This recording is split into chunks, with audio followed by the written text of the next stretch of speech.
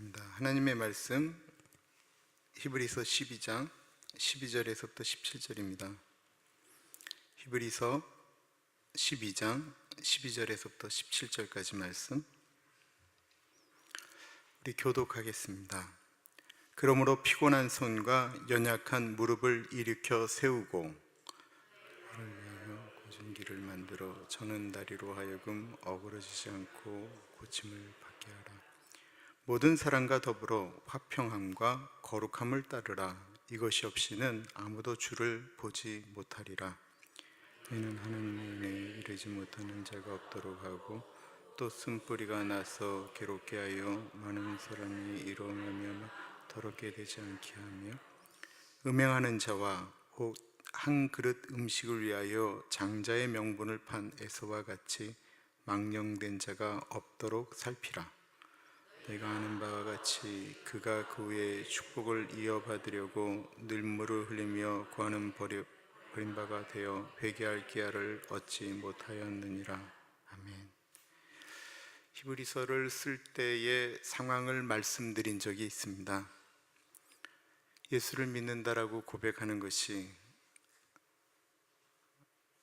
입으로 시인하면 구원을 얻는다라고 하는 것이 단순하게 오늘날 나 예수 믿겠습니다 라고 하는 것이 아니고 목숨을 담보로 하는 고백이다라고 말씀을 드렸습니다. 여러분, 그렇지 않았겠습니까? 예수를 믿는다라고 이야기하면 끌려가서 그 고문을 하는 거죠. 예수를 믿을 거냐 안 믿을 거냐. 그리고는 정말 사자들이 굶주려 있는 곳으로 집어 던지기도 하고, 이제 계속 뒤에 나오고 움직여지는 얘기들에게 비하면 얼마나 많은 일들이 있었는지 모릅니다. 히브리서 11장에 나오는 것처럼 톱에 켜서 반을 잘라 죽이기도 하고, 그런 이야기들이 나올 때 믿음이 있지만 맞는 거 힘들어하는 사람이 그거 지키는 거 참 어렵지 않았겠습니까? 그러다 보니까 배교하는 사람들이 생겼습니다. 예수님을 안 믿겠다라고 이야기하는 분들도 있었고요. 예수님을 안 믿겠다라고 거기서는 부인한 다음에 다시 교회로 돌아온 분들도 있었습니다.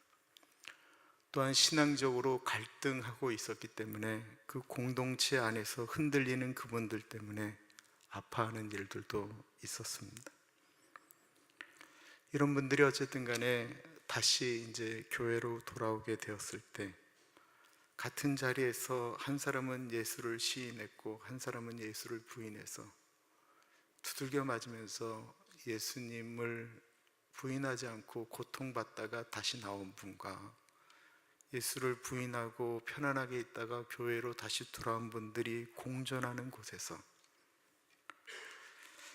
믿음을 지킨 사람들은 배신했던 사람들을 다시는 쳐다보지 않으려고 말도 꺼내지 않고 같이 눈빛이 마주치면 한 사람은 미안해하고 한 사람은 째려보고, 어떤 분들은 자기가 믿음을 지켰다라고 하는 그것 때문에 그렇게 무너진 사람들을 교만한 눈으로 바라보며 그들이 무슨 얘기를 해도 우습게 여기는,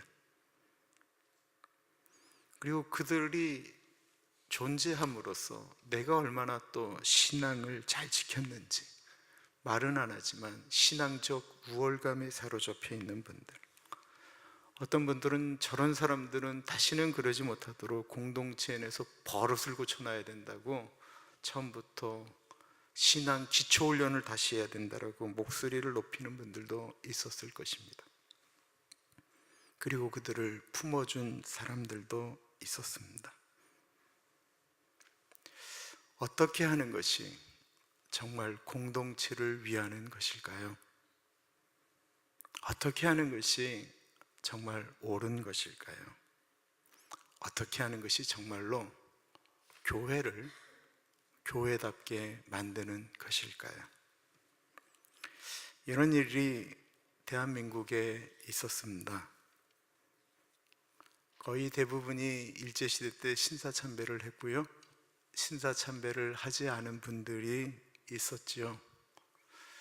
한상동 목사님을 비롯한 많은 저 경상도 지역에 계셨던 분들 중에 믿음을 지켰던 분들, 이북에서 믿음을 지켰던 분들은 그냥 이북에 남아 있었기 때문에 뭐 얘기할 게 없었고, 이남에서 신앙을 지켰던 분들이 고문을 견디고 이제 해방을 맞이한 거예요.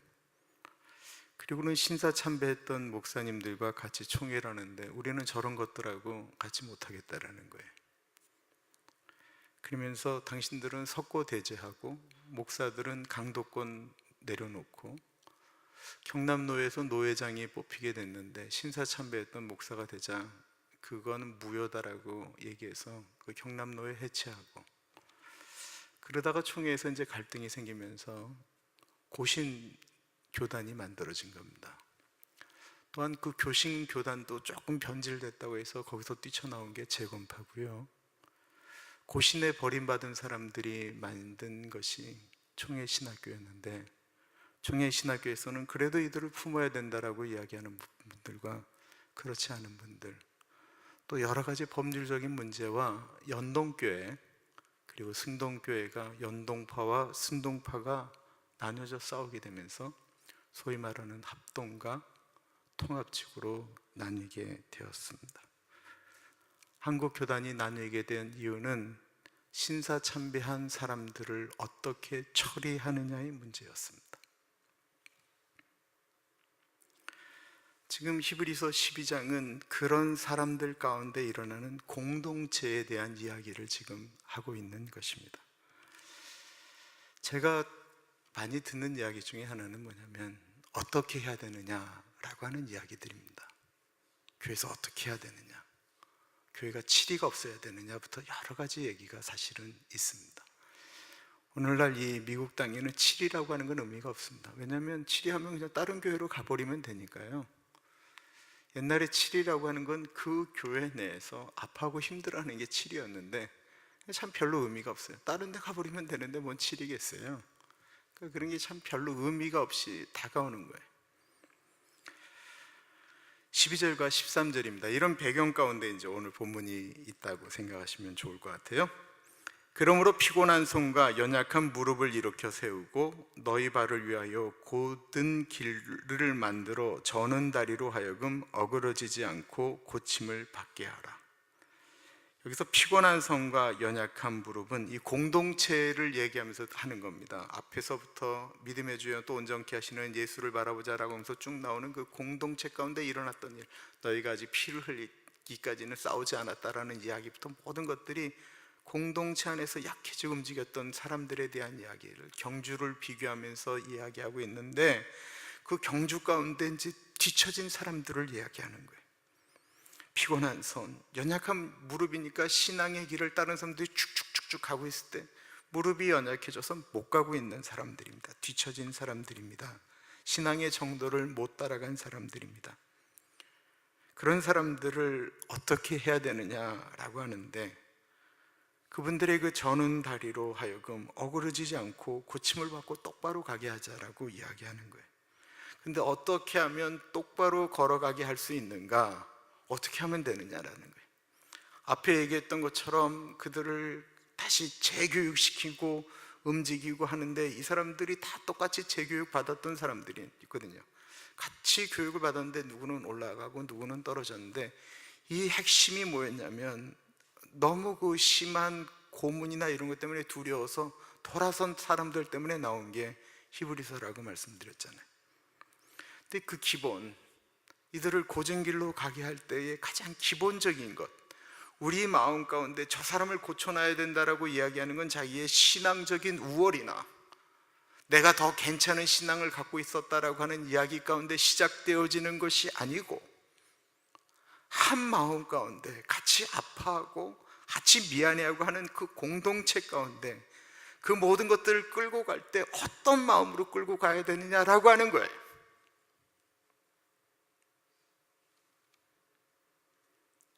그거는 히브리서 12장에 있는 시작과 같습니다. 믿음의 주여 또 온전케 하시는 이인 예수를 바라보자. 예수님께서 지신 십자가는 우리를 위한 존귀한 보혈을 흘리신 아픔이죠. 그 십자가에서 흘린 피는 나뿐만 아니라 다른 사람을 위해서도 예수님께서 동일하게 흘리셨다라고 하는 것이 전제입니다.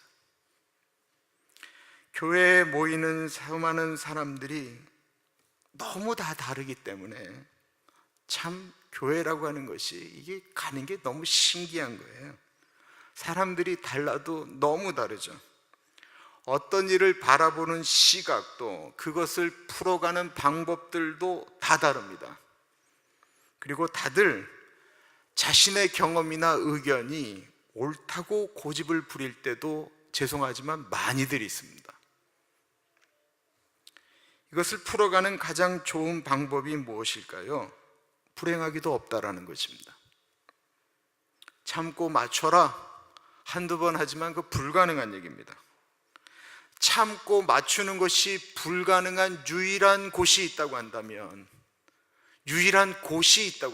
참고 견디는 것이 유일하게 가능한 곳이 있다면이 아니고 참고 견디는 것이 불가능한 유일한 곳이 있다고 한다면 죄송하지만 거기가 교회라는 거예요.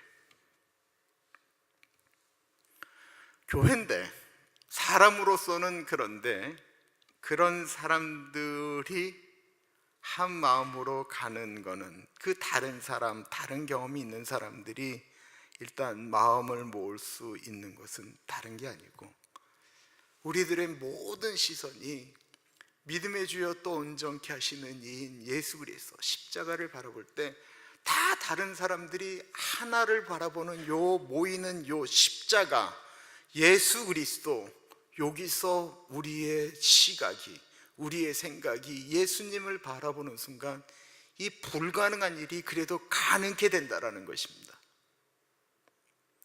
공동체의 핵심은 다른 사람을 보면서 얘기하면 얘기가 안 되는 이유가 거기 있는 거예요.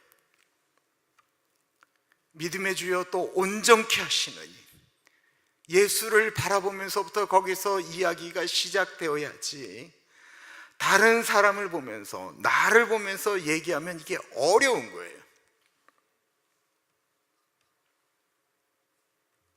그러면서 이제 공동체가 그것을 극복해 나가려면 어떻게 해야 되는가 라고 이야기하는 것이 14절부터입니다. 14절 보세요. 모든 사람과 더불어 화평함과 거룩함을 따르라. 이것이 없이는 아무도 주를 보지 못하리라. 저자는 14절에서 성도가 신앙의 경주에 있어서 꼭 해야 될 일이 있음을 지적하고 권면하고 있습니다. 두 가지죠. 하나는 화평함이고 다른 하나는 거룩이다라는 것입니다. 첫째는 모든 사람과 화평하라고 이야기합니다. 화평이라는 말 참 좋은 단어입니다. 정말 좋은 단어인데 이 말에 문제가 있습니다. 그 앞에 어려운 이야기가 있어요. 참 어려운 얘기, 힘든 얘기, 견디기 어려운 얘기, 내가 가능하지 못하다라고 느껴지는 단어가 그 앞에 있다라는 거예요. 그는 모든 사람이다라는 것입니다. 우리가 이 세상에 살면서 모든 사람과 관계를 잘 가지고 평화롭게 살 수 있으면 얼마나 좋겠습니까? 그러나 이거 정말 쉽지 않은 하나님의 말씀입니다. 왜냐하면 이 세상에는 좋은 사람도 많이 있지만 의외로 자기하고 안 맞을 뿐만 아니라 자기한테 해코지 하는 사람들도 많이 있거든요. 당연히 사람은 자연스럽게, 인간적인 본성은 친한 사람들과 화평하지요. 내가 왜 교회에 와서 괜히 나하고 불편한 사람하고 눈 마주치고 화해해야 되느냐라고 이야기하면 나 그 짓거리 못하겠다라는 거예요. 내 편한 대로 살겠다, 내 편한 대로 신앙생활을 하겠다라는 것이 보편적인 얘기잖아요. 그러나 성경은 모든 사람이라고 이야기해요. 근데 이 모든 사람이 나하고 그냥 불편한 사람 정도가 아닌 원수라면 어떻게 되겠느냐라는 것입니다. 이 모든 사람 안에 원수가 들어갈까요? 안 들어갈까요? 물론 들어가지요. 당연히 들어갑니다. 우리 예수님께서 마태복음 5장에 뭐라고 말씀하셨습니까?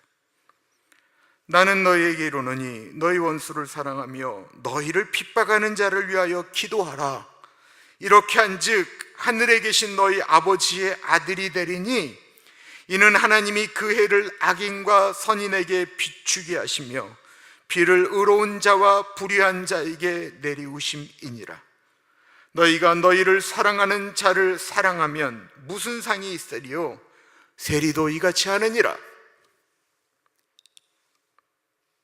세상 어디나 교회 어디서나 화평을 이루려고 하는 사람, 그래도 내가 먼저 좀 죽어주지, 내가 그래도 좀 참지, 내가 먼저 저 사람보다 낮은 사람으로 여기지 라고 이야기하는 사람, 그렇게 움직이려고 애쓰고 노력하는 사람에 대해서 예수님은, 세상 사람들은 뭐라고 이야기할까요?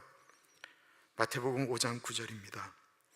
화평케 하는 자는 복이 있나니 저희가 하나님의 아들이라 일컬음을 받을 것이며, 화평하려고 하는 사람, 어찌든지 다른 사람과 평화를 유지하려고 애쓰고 노력하는 사람은, 사람들이 아유 저거 별로야, 저 사람은 저거 뭐 간도 쓸개도 없는 것 같아, 그렇게 얘기를 해도 그런 사람을 가리켜 그렇게 그냥 깔볼 수는 있지만, 그래서 저 사람한테는 그 예수 믿는 사람의 느낌이 나, 하나님의 아들, 딸로 느껴진다라는 거예요. 그런데 이 화평을 이루려고 하는 사람은 자신을 희생하고 자기를 죽여야만이 가능하다라는 것입니다. 화평케 하는 자는 복이 있나니 하나님의 아들이라 일컬음을 받는 사람은 사람들하고 두루두루 이렇게 밍글밍글한 사람을 말하는 것이 아닙니다. 정말로 불편한 사람들까지 이렇게 내려가는 사람을 얘기하는 거예요. 주님의 일을 하다가 평화가 깨지는 일들이 교회에 늘 있습니다. 말에 대한 상처 때문에 혹은 오해 때문에. 평화를 깨는 일들을 생각해 보면 우리가 생각할 때 뭘 그런 거 갖고 이야기하냐라고 얘기하지만, 듣는 사람한테는 굉장히 아픈 일 얘기예요. 우리의 마음이 이게 유리와 같아요. 유리. 우리의 모습이 질그릇처럼 연약해요. 그러다 보니까 어떤 일을 하다 보면 아픔도 생기고 미움도 생기고 오해도 생기고 참 고통스러워요. 이런 것이 교회이기 때문에, 이런 일들이 일어나기 때문에 성경에 이야기하고 있는 것입니다. 로마서 12장은요 성도의 신앙생활에 대한 고면입니다. 서로 마음을 같이하여 높은 데 마음을 두지 말고 도리어 낮은 데 처하며 스스로 지혜 있는 차 처하지 말라. 아무에게도 악을 악으로 갚지 말고 모든 사람 앞에서 선한 일을 도모하라. 할 수 있거든 너희로서는 모든 사람과 더불어 화목하라. 내 사랑하는 자들아, 너희가 친히 원수를 갚지 말고 하나님의 진노하심에 맡기라 기록되었을 때, 원수 갚는 것이 내게 있으니 내가 갚으리라고 주께서 말씀하시니라. 내 원수가 줄이거든 먹이고 목마르거든 마시게 하라. 그리함으로 내가 숯불을 그 머리에 쌓아 놓으리라. 악에게 치지 말고 선으로 악을 이기라. 어떤 분이 그 한국의 조그만 물고기 피라미 있잖아요. 피라미, 우리가 소위 말하는 조그만 그 송사리 같은 그 피라미를 가리켜 피라미도 할 줄 아는 양보라고 하는 수필을 썼는데 아주 유명한 책이에요. 여러분들 한번 보세요. 그 저희 장인어른이 키우던 그 이 피라미가 있었어요. 그런데 거기 보면 굉장히 많거든요. 근데 피라미만 있는 게 아니고 거기에는 또 다른 물고기가 있어요. 우리가 잡으면 다 피라미라 하는데 한국의 물고기는 두 종류예요. 하나는 피라미고 하나는 갈견이에요.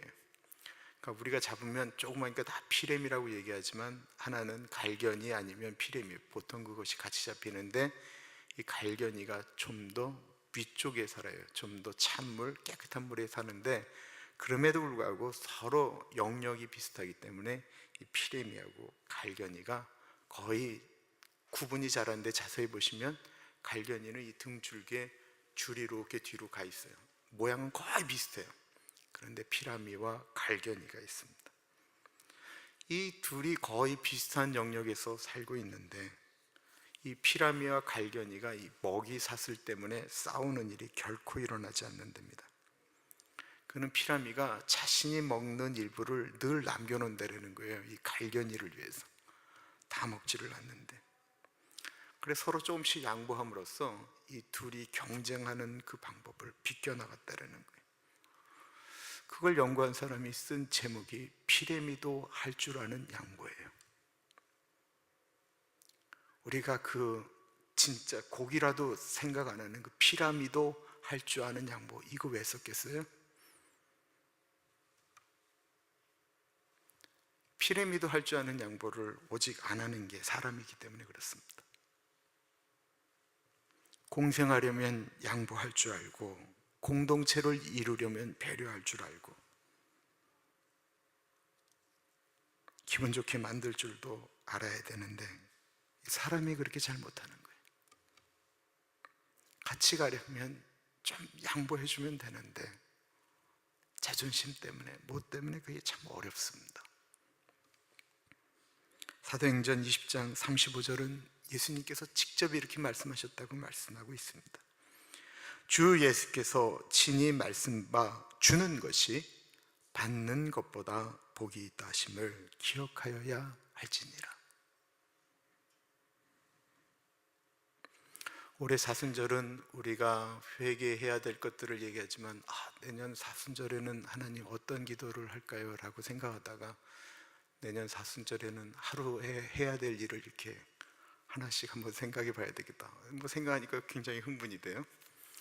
40일 동안 하루씩 하는 거. 오늘은 무조건 만나는 거지한테 1불씩 주기. 이게 타이틀로 하는 게 쭉 하면 진짜 우리가 그 사순절을 보면서 하나씩 또 의미를 하나 만들 수 있겠다. 뭐 이런 생각도 들고, 또 다른 공동체를 이루는 게 거룩함이다라고 이야기합니다. 이 거룩이라고 하는 건 완벽함을 이야기하는 게 아닙니다. 이 거룩이라고 하는 건 우리가 예수님 믿으면서 조금씩 변화되어지는 것, 성화의 삶을 이야기하는 것이죠. 당장 어떤 것들이 확 달라지는 것이 아니고 우리가 성숙해지기 위해서 애쓰고 노력하면서 만들어지는 굳은 살과 같은 것이 거룩이다라는 것입니다. 이 거룩을 이루는 가장 좋은 공동체, 훈련시킬 수 있는 가장 좋은 곳이 있다고 한다면 그는 말할 것도 없이 교회입니다. 혼자 잘 지내고 사람들 가운데 이렇게 잘 드러나지 않고 몇 번 봤는데 저 사람이 혼자 일하고 움직이는데 이게 사람들 공동체에 들어있지 않은데 만나니까 사람이 너무 괜찮은 사람이에요. 너무 좋은 사람이에요. 만나면 이렇게 흠이 별로 없는 사람이에요. 늘 삶이 그랬어요. 혼자 일하고 뭐 이랬던 사람들이 많잖아요. 그래서 그런 분들이 교회로 들어오게 되면 참 좋을 거다, 저분의 영향력이 있을 것이다 라고 생각되어지는데요, 그분들이 교회에 들어오면 갑자기 나빠질 때가 있습니다. 정말로 그 사람들이 교회에 들어와서 나빠진 걸까요? 여러분, 그게 아니에요. 한 번도 공동체라고 하는 곳에서 부딪히고 아파하고 자기가 안 맞는 사람과 힘들어하는 사람과 이런 사람들과 한 번도 갈등하고 부딪혀 보는 일들이 없었던 사람들이기 때문에 그런 일들이 드러나게 되어질 때, 만나게 되어질 때 자기 안에 있는 모난 부분들이 나타나는 거예요. 여러분, 이게 정확한 거예요. 교회가 그를 나쁘게 하는 것이 아니고 그런 일들이 이제 안에서 드러나게 되는 거예요. 그럼 자기 인생에 난 한 번도 이런 일들을 경험하지 못했다라고 이야기하는 거는 그분이 죄송하지만 교회뿐만 아니라 한 번도 그런 데서 그런 일들을 경험할 일들을 만들지 않았던 거예요. 그런 일들이 굳이 있을 필요도 없었던 거예요. 그러나 자기 색깔을 드러내고 자기 것들을 움직일 수 있는 교회에서 있다 보니까 그 사람이 그것들이 이제 드러나게 돼요. 시간이 지나갈수록 자기 앞에서 주어지는 일들도 하나씩 늘어나게 되죠. 그 일들을 겪으면서 자기의 부분이 아파하고 힘들어하고 그 때문에 분노하기도 하고 절망하기도 하고 주님 앞에 나아가서 기도하면서 거룩이라고 하는 것이 그런 부분들이 조금씩 깎여지는 것을 의미하는 거예요. 자기 자신을 만들어가는 거예요. 내 자신이 깨어지는 거예요. 공동체라고 하는 것에선 수도 없이 이런 일들이 일어납니다. 어쩔 때는 상상할 수도 없는 이야기들도 일어납니다.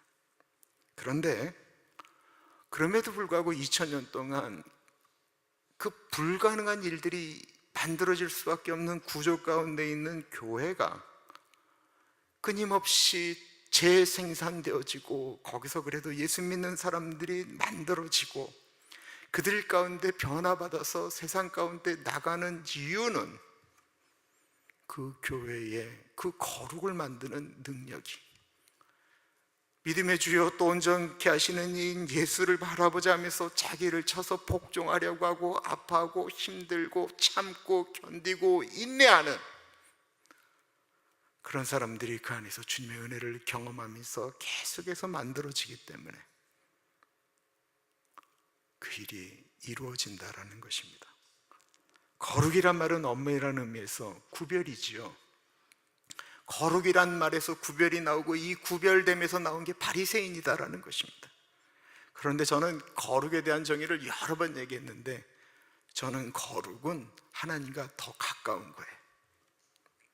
그전에는 내가 일망을 했는데, 내가 막 은혜 받고 막 방언하고 막 떼굴떼굴 구르고 뛰쳐나와서 전도하고, 이때가 거룩이라고 생각하시면 안 돼요. 그때 엄청나게 하나님과 가까운 것 같지만, 어떤 사건을 경험하면서부터 내 자신이 깎여지면서 나아가는 것, 그게 하나님과 정말 가까워지는 거예요.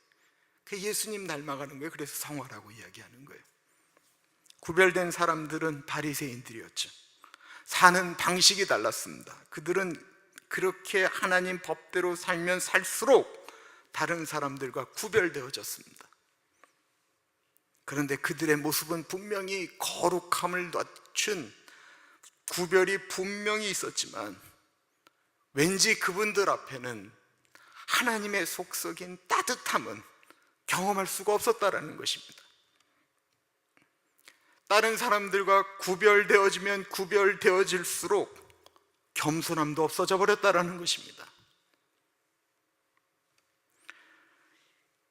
예수님이 그렇게 하나님의 법대로 살면서 구별되어진 사람들이 하나님과 가까워진 것이 아니고 하나님과 좀 더 멀어졌기 때문에 그들을 가리켜 뭐라고 얘기했냐면, 이 회칠한 무덤 같은 독사의 자식들이라고 얘기한 거예요. 예수 오래 믿으면, 기도 생활을 오래 하면 좀 겸손해지고 말도 좀 달라지고 그래야지.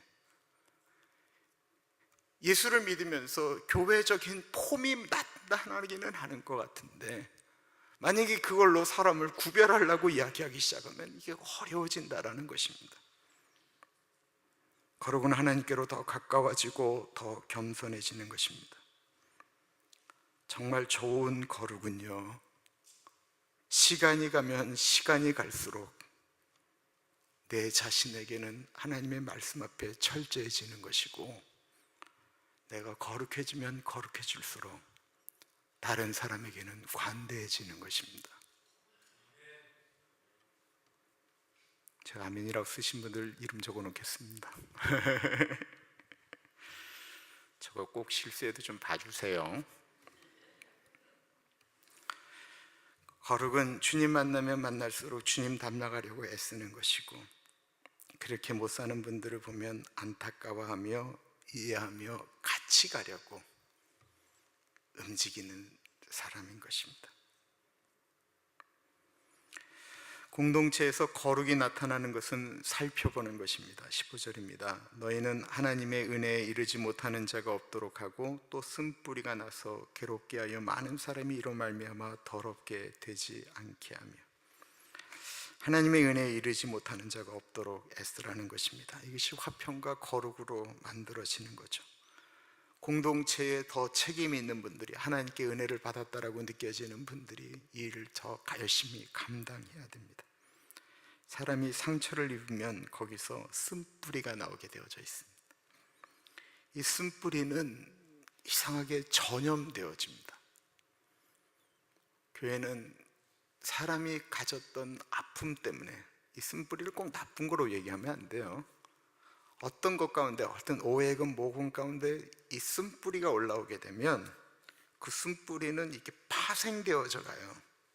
전염병처럼. 쓴뿌리는 상처 때문에 오죠. 그리고 이것이 어떨 때는 감춰져 있었던 것 같은데, 그 비슷한 사건을 만나면 쓴뿌리이기 때문에, 이 뿌리이기 때문에, 위에 있는 게 아니고 밑에 내려져 있었던 거기 때문에 어떤 일들이 일어나면 이것이 다시 올라오게 됩니다. 그래서 그 내적 치유라고도 얘기하고 뭐 치유 상담이라고도 이야기하는 그 부분 중에 다루는 것이 이 사람의 그 내면 안에 밑에 감춰져 있는 이 쓴뿌리를 다룰 때가 있습니다. 이분이 이렇게 무슨 말은 하는데 뭔가 불만이 있는 것 같은데, 무슨 말을 하는데 그것이 핵심이 아닌 그 안에 내재되어 있는 것이 움직일 때가 많다라는 것입니다. 이 쓴뿌리를 홀로 극복하기가 참 쉽지가 않습니다. 대부분의 사람들은 그 상처를 덮거나 그 상처로 인해서 어떤 부분에서는 참지 못하고 딱 올라오게 되는 인격적 장애가 만들어지기도 합니다. 어른인데 어떤 부분은 아이와 같은 일이 있는 것은 그게 치유받지 못했기 때문에 그렇습니다. 가슴의 상처를 치유하는 법이라는 책에 이런 내용이 나옵니다. 쓴뿌리를 치유하는 데 참 도움이 되는 이야기입니다. 엄마 지금 뭐해요?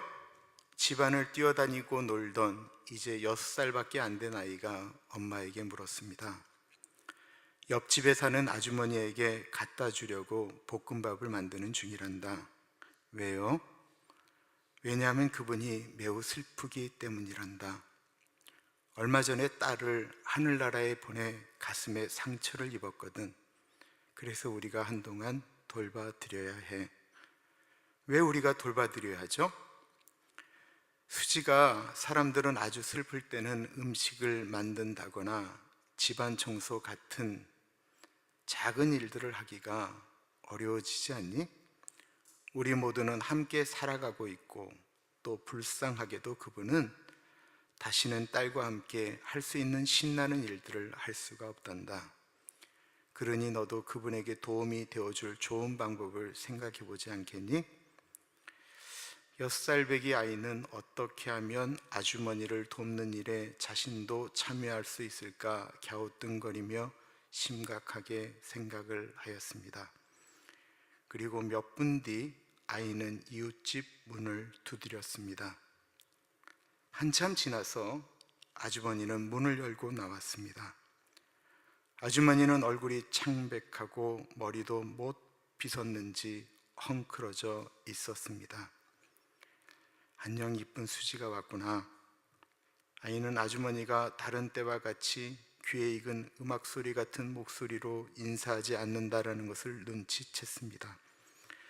목소리가 커지고 늘어진다라는 것을 알게 되었고, 또 울고 있었던 듯 했습니다.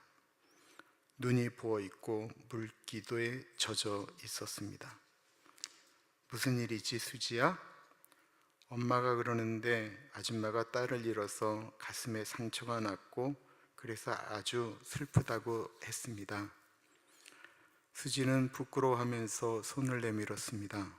꽃송이처럼 작은 손이었습니다. 그리고 그 손에는 일회용 반창고가 들려져 있었습니다. 가슴에 난 상처에 이걸 붙이세요. 그러면 금방 나을 거예요. 아주머니는 갑자기 목이 메이고 눈물이 왈칵 쏟아졌습니다. 울지 마세요. 그녀는 무릎을 꿇고 앉아 아이를 껴안았습니다. 그리고 눈물을 글썽이며 말했습니다. 고맙다 수지야. 이 반창고가 내 상처를 금방 낫게 해줄 것 같다. 그리고 아주머니는 상점에 가서 둥근 유리 안에 작은 사진을 넣을 수 있도록 만든 열쇠고리를 하나 사왔습니다. 그리고 유리 안에 수지가 준 일회용 밴드를 넣었습니다. 그리고 그것을 볼 때마다 자신의 상처가 조금씩 치료될 수 있도록 하기 위해서였습니다. 저는 제 인생 또 저의 목회를 들어봅니다. 제가 정말 감사하는 일입니다. 미국에서 이렇게 분규라는 걸 경험하지 않았습니다. 여러분, 그 참 특별한 일이죠. 19년 동안 한 번도 경험하지 않았으니까. 물론 크고 작은 어려움은 있었지만 교회가 막 너무 그런 일은 저한테 이렇게 없이 그냥 잘 넘어갈 수가 있었습니다. 왜 그랬을까 생각해 보면, 교회라고 하는 것이 성경대로 그 악한 마귀가 와서 악한 것들을 이렇게 심어 놓거든요. 그리고 우리 악한 본성 안에 있는 쓴뿌리가 또 올라오기도 하거든요. 네, 그런 것들이 올 때마다 사랑하는 지체들이, 교우들이 연약함을 그 화평과 거룩함으로 덮고, 또 주님의 몸된 교회라고 하는 주님의 몸인 교회를 위하여 아파하며 기도하고, 또 참고 또 인내하고, 도저히 참을 수 없는 일을 당했음에도 불구하고 믿음의 주여 또 온전케 하시는 인 예수를 바라보았고, 이 이야기처럼 어떤 분들이 아프다고 그러고 힘들다고 그러면 찾아가고, 제가 어저께 진짜 이렇게 그냥 정말 울컥하는 얘기가 하나 있었어요. 제가 이제 전화로 이제 아픈 분들한테 전화드리는데, 요즘 정병훈 집사님이 3주째 못 나오시잖아요. 그분이 그 심한 당뇨나 이것 때문에 갑자기 살이 너무 빠지셔서 다리에 있는 근육이 다 빠져버리신 거예요. 운전도 하시고 그런데 잘 못 오시는데 수술한 다음에도 너무 아파하고, 어떻게 전화드렸더니 이제 병원에서 갔다 오시는 거예요. 목사님 3주 동안 못 뵀습니다, 뭐 이런 얘기를 하는데, 이분이 자기가 이 군인 출신이거든요. 그러니까 자기의 있던 모습 같은 거 보여주는 거 너무 싫어하는 분이에요. 네, 목사님, 김광철 목사님이 매일 아침마다 내려오셔서 저를 붙들고 기도해 주셨습니다. 그 얘기를 듣는데요, 멘복에 내가 김광철 목사님 같은 분이 계셔서 이런 것들을 이렇게 다 커버할까? 제가 지금 여러분들의 말씀드리니까 아는 거잖아요. 그러니 거기 있는 분들 그 좀 이렇게 하면 찾아가서, 본인이 은퇴했지만 거기서 목사로 계시는 거예요. 저희 교회 은퇴했지만 은퇴하신 장로님들이 때때마다 움직이시기 때문에 넘어가는 거예요.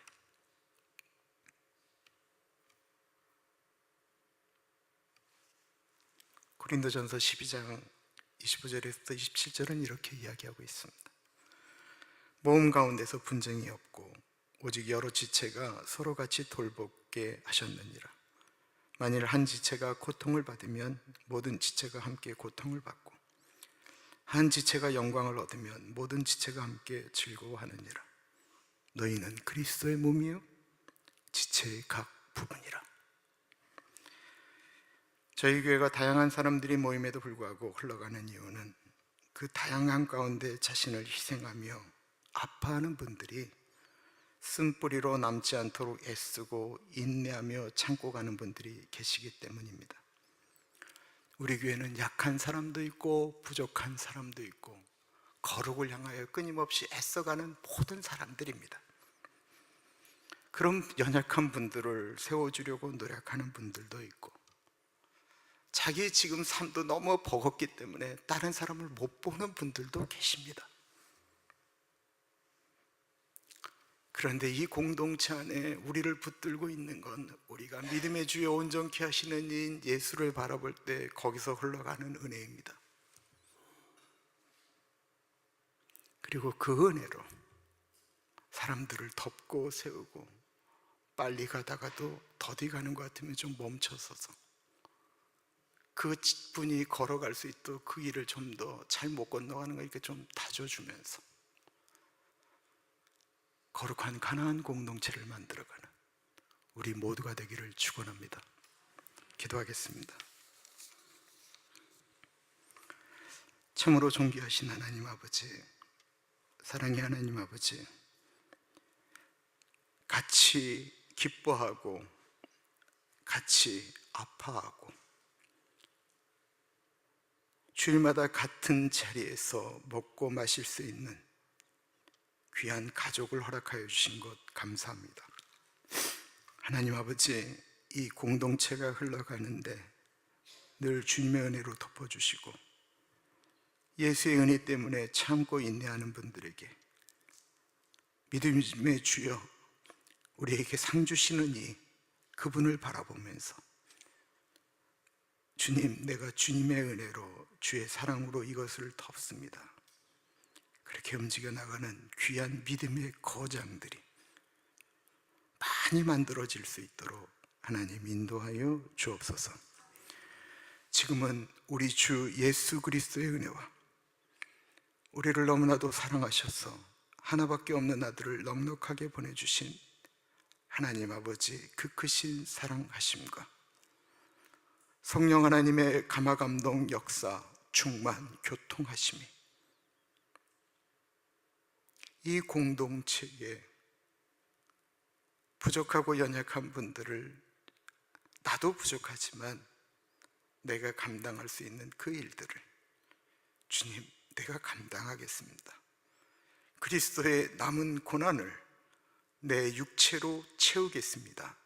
고백하는 사랑하는 주의 백성들 머리 위에 지금으로부터 영원토록 같이 하시길 간절히 축원하옵나이다. 아멘.